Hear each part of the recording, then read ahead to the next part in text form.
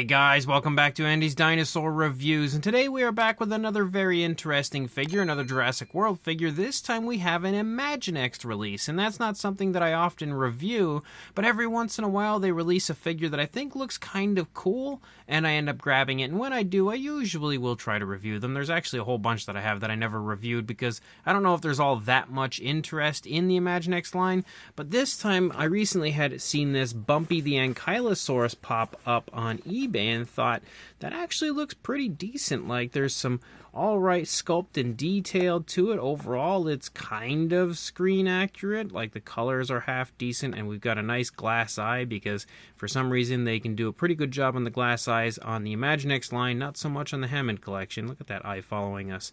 But obviously you can also see the figures included here would be Ben. We've got a human figure in here with, of course, Bumpy the Ankylosaurus. And then if you take a look here at the back, you can also see that this is Camp Cretaceous.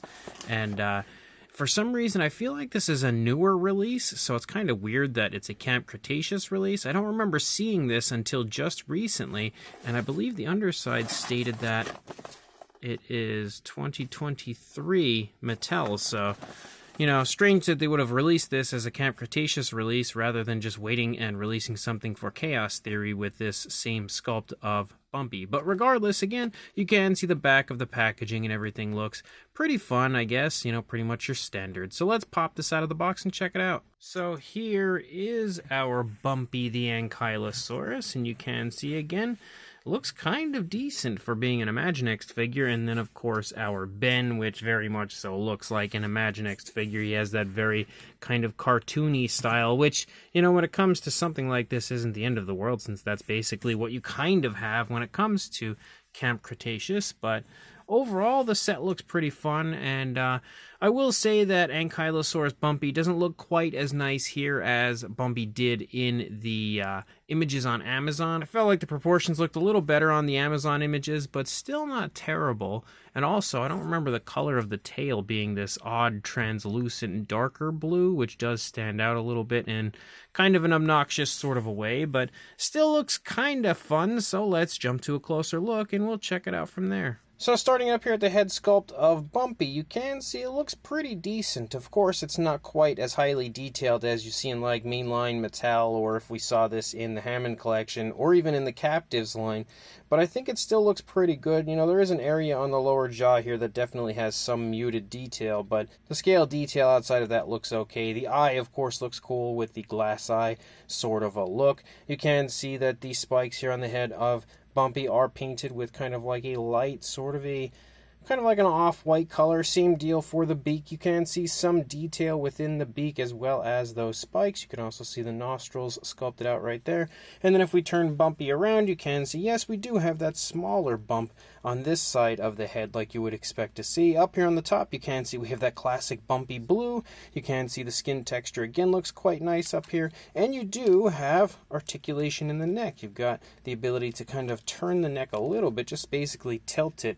And that's as far as it seems to go both ways, is right about there. It doesn't swivel all the way around. Moving back into the body, you still see all of the kind of, armored spikes and stuff here sticking up on the top and off of the sides, painted with that same coloration. I guess they're technically, created in that color because you can see that they each just kind of pop out, besides the ones here on the side, maybe. Yeah, actually, they're a separate piece as well. So they're all just kind of applied during production and not actually painted individually or anything, which is nice in a way because although it's obvious that they're just kind of popping through the holes, it allows for a nicer paint job where there's no real sloppiness or anything. And the skin texture again looks quite nice moving along the back of the dinosaur. Really quite vibrant, impressive scale detail, especially for Imaginext. If we get nice and close, and my camera has a fit because of the colors, but you can see the scale detail does look really quite nice. As you lead down here into the lower part of Bumpy, you can see some nice looking skin texture, larger scales up here, more kind of like creasing and stuff as you move down into the legs.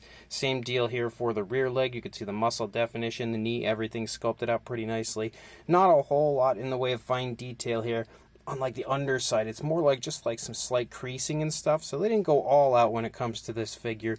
And of course you'll also see that the feet are larger than they should be. The head is definitely significantly larger. The proportions as a whole are honestly all over the place when it comes to this figure. And then we lead out into the tail, and again the tail's definitely a bit too short, but we also have this weird translucent color here with this like kind of strange darker blue, which is really, really weird.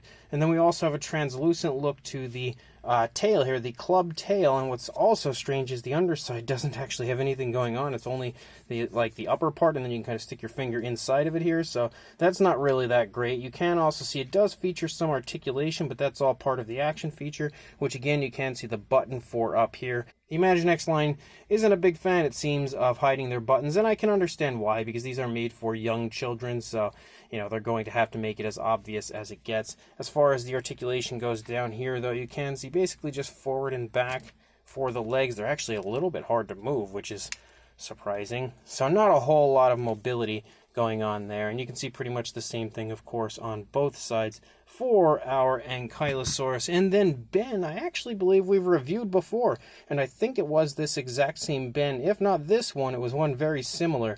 But again, you can see when it comes to an Imaginext Ben, he looks pretty much as you would expect him to. This is the more kind of weathered version of Ben from Camp Cretaceous. As you can see, he's all dirty, he's got his head there wrapped up, and he's got some tears in his shirt and stuff. He's a pretty fun figure. Again, Ben is actually my favorite overall from both Camp Cretaceous and Chaos Theories, so I don't mind having another one if this is in fact the same one we had previously. You can see he does feature some neck articulation, but he kind of just starts to fall back into place, so it's not very good. And then you can move the arm out away from the body and then up. Do we have wrist articulation? Yes, we do. We have a little swivel in the wrist, and then leg articulation forward, and it can go back. Not the smoothest, honestly, but it does feature some articulation, and it is kind of a fun figure. Now, as far as the action feature goes, again, we've got this little button knob thingamajigger up here. Wow, it goes really fast. So if we try to slow it down, you can see the tail comes up, spins around, and comes down the other side and just kind of like smashes down on something. And you can see once you leave it, it actually stays in the spot that you put it. If it's in down there, or oh man, I thought we could get it up. There we go. See, now we left it up there. Sometimes it falls, like if it's over here on the side, you can see it falls back down. But if you get it in that sweet spot, you can get the tail to kind of stay. And if we turn it and have it face toward us here, you can get another idea of what that action feature looks like. Interesting. I guess it works for an Ankylosaurus. Let's try to get that tail, there we go, in a better spot so we can measure Bumpy. As far as a size goes, for a length, you are looking at about 10¼ inches or about 26 centimeters. And then for a height, honestly, the highest point would be that button. You're looking at just shy of 3, actually, yeah, just a hair under 3¾ inches or a little under 9½ centimeters. For a size comparison, there is Mr. Papo T-Rex, the Attack Pack Colovosaurus, Robert Muldoon, and the Collect A Human Being next to our Imaginext Ankylosaurus Bumpy and Ben set, and you can see basically what Ben is size-wise. If you are unfamiliar with the Imaginext figures, that should give you an idea there next to Robert Muldoon, though this line's been out long enough that I would imagine you've probably seen them by now. But just in case you're curious about Ankylosaurus Bumpy, you can also see again size-wise roughly what that figure is. Definitely a decent-sized version of Bumpy. I would say probably the largest Imaginext version that I've seen so far. And just in case you wanted to see a comparison next to your average Mattel Ankylosaurus, you can see that the Imaginext version of Bumpy is definitely a good bit bulkier than what you get for a regular Mattel Ankylosaurus. We've also got the baby version of Bumpy from Mattel, which you can see is obviously a good bit smaller. And then, of course, the largest Ankylosaurus that I can recall from Mattel so far, we've got the Hammond Collection version next to the Imaginext Bumpy to further give you an idea of the size and the fact that they're kind of similar in bulkiness to their bodies, but obviously the Imaginext version is a good bit shorter. So this Imaginext Jurassic World Bumpy, the Ankylosaurus, and Ben set is pretty fun, but it's nothing amazing. And for the price tag, if you're a young kid, or you're buying it for like a grandchild or your child or whatever, little kids will absolutely love this. And I would say it's a decent investment, because it is a nice, pretty high quality version of Bumpy. So if your kid is a fan, or your, niece or nephew or grandchild or whoever is a fan of Bumpy from Camp Cretaceous or even Chaos Theory, this is definitely a fun figure to pick up. But as far as like an adult collector goes, not so great, because again, it doesn't look as nice as the original prototype images had led me to believe it would be. And of course, being Imaginext, it's nowhere near the quality as far as what you would get in normal Mattel stuff, like the mainline Mattel stuff. But of course, you go into an Imaginext set knowing that you're going to have to expect it to be somewhat exaggerated and kind of goofy. And when it comes to the Imaginext style, I would say it's probably one of the nicer versions I've seen of Bumpy. My biggest gripe with this one is the fact that the tail kind of changes colors to a strange translucent look. I'm not a big fan of that. I don't really understand the point of doing that. Also, the cheapness of the club tail, where there's not really any underside to it, is kind of strange as well. The articulation is also extremely limited, but the action feature works okay, and again, I could definitely see kids having fun with that.